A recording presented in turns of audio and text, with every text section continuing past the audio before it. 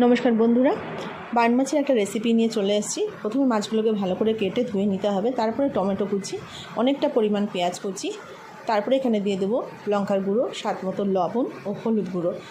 তারপরে এখানে দিয়ে দেবো পেঁয়াজ বাটা, কাঁচা লঙ্কা বাটা, রসুন বাটা দিয়ে ভালো করে মেখে নেব। আর সাথে যেটা সবথেকে বেশি দরকার সেটা হলো সর্ষের তেল, কাঁচা সর্ষের তেল দিয়ে ভালো করে মেখে আমরা এটাকে আধ ঘন্টার জন্য রেখে দেব।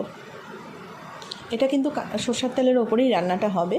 তারপরে এখানে কড়াইয়ের মধ্যে সর্ষের তেল দিয়ে ভালো করে কড়াইটা গরম করে কালো জিরে ফোড়ন দিয়ে মেখে রাখা মাছগুলোকে এখানে দিয়ে আঁচটা মিডিয়াম রেখে ঢেকে এটাকে কষাতে হবে, ভালো করে কষাতে হবে। তেলটা ছেড়ে দিলে কিন্তু এখানে সামান্য পরিমাণ জল অ্যাড করে দিতে হবে। রান্নাটা কিন্তু মাখা মাখা হবে। নামানোর আগ দিয়ে ধনেপাতা দিয়ে তরকারিটা নামিয়ে দেবো। গরম গরম ভাতের সাথে কিন্তু জাস্ট ফাটাফাটি।